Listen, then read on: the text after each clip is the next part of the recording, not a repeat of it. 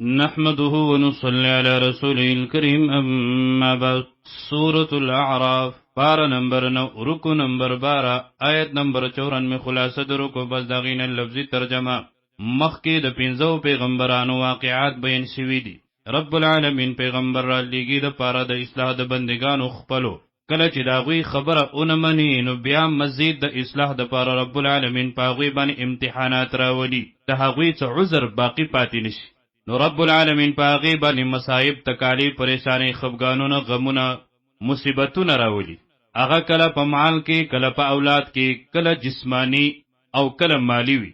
او فطرت دا ده چې داسې حالاتو کې انسان الله ته رجوع کوي. نو مقصود پاغی کې دا چې الله ته رجوع وکړي. کچری دغه سره اصلاح ونکړي نو بیا رب العالمین په هغوی باندې خپل نعمتونه پراخه کړي، مال ورکړي، اولاد ورکړي، صحت ورکړي. او د انسان فطرت هم دا دی چې داسې حال کې هغه د الله د شکر ادا کولو دپاره الله ته رجوع کوي. نو کله چې په دغه درې وړو طریقو باندې د هغوی اصلاح ونشي او تکذیب کوي، د هغه پیغمبرانو د رب عبادت او بندګي نه کوي، نو بیا پې د رب العالمین د طرف نه عذاب راځي. کله چې یو سړی په ګناه کې مبتلا وي، د ده دپاره دا پکار چې الله د عذاب نه په غفلت کې نشي، بې یره نشي، بې خوف نشي، بلکې پکار دا د هر وخت د الله د عذاب نه یریږي.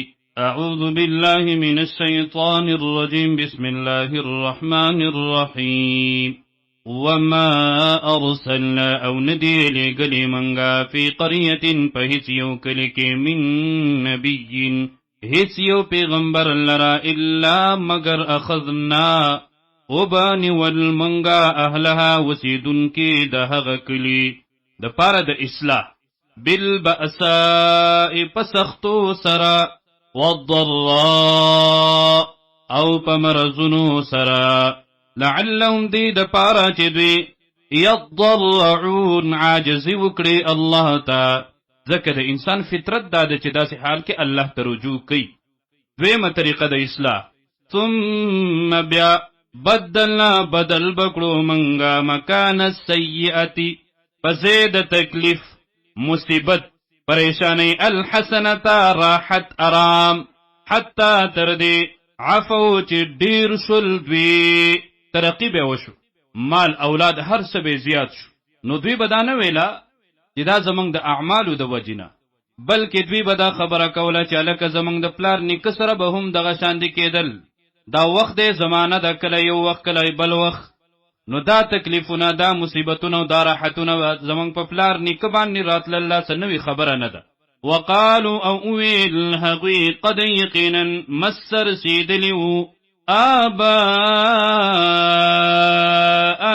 الضراء لار نیکه زمونږ ته، مشرانو ته تکلیفونه، مصیبتونه، پریشانی، خفګانونه، غمونه، والسراء او خوشحالیانی، راحت، سکون، اطمینان، الله طرف ته به رجوع نه کوله. فاخذناهم نراؤنی والمنبی لرا بغتتا ناسافا، مخکې کوم علامات او نخې بنوي، وهم لا یشعرون په داسې حال کې چې دوی بې خبرو نه پوهېدلو. هر وخت د الله د عذاب نه یریدل پکار. د الله د عذاب د راتلو دپاره سبب هغه شرک، کفر او ګناهونه دي، او د الله د نعمتونو د حاصلولو دپاره اسباب هغه ایمان، تقوا، پرهیزګاري ده. ولو کچری ان اهل القرى دی کلی ولو وسیدونکو آمنو ایمان راوړی وی، واتقوا او پرهیزګاري کړې وی، لفتحنا نو خامخا پرانستلی به منګه علیهم په دوی باندې برکات من السماء، برکتنا خیرنا د اسماننا، د بر طرفنا، والارض او د زمکینا، د پاسره بارانونا او د لاندینا فصلونا. ولكن كذبوا لیکن دوی دروغجن کړل پیغمبرانو لرا، ایمان را نوړو، تقوا اختیار نکړه. فاخذناهم نراؤنیولو من دوی لرا بما په سبب د هغې عملونو کانو یکسبون چې دوی به همیشه کولو. اوس دوی د الله د عذاب نه غافله کېږي، نه دې بې پروا کېږي. د الله عذاب کلم په دوی باندې راتلی شي، موجوده خلقو تم خطاب دی او پاغه وخت کې اهل مکه ته هم. اف امنا آیا په امن دی اهل القرى دی کلی والا، بے غم دی بے خوف دی بے فکر دی، ان یأتیهم د دینا چرا بشی دویتا بأسنا عذاب زمنگا بیاتن دشپی وهم نائمون، پداسی حال کی چی دوی بودوی غافل بوی موقع تیختی بورت ملاو نشی. او امنا او آیا پا امن دی بیغم شوی دی اهل القرى دی کلی والا ان یأتیهم ددینا چراب شیدویتا بأسنا عذاب زمنگا ضحن پا وقت ساخت کی وهم یلعبون پداسی حال کی چدوی بلوبی کوی او دلوبو دوجن غافلوی.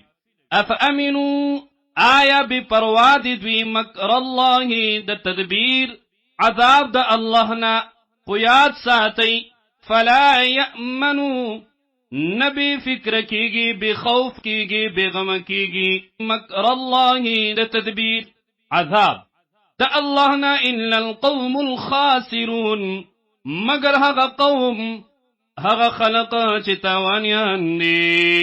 نو کوم چې په کفر شرک گناہونو کې مبتلا دی، غفلت کې مبتلا دی، تاوان به هم دوی ترسی، نقصان به هم دوی ترسی په دنیا او آخرت کې.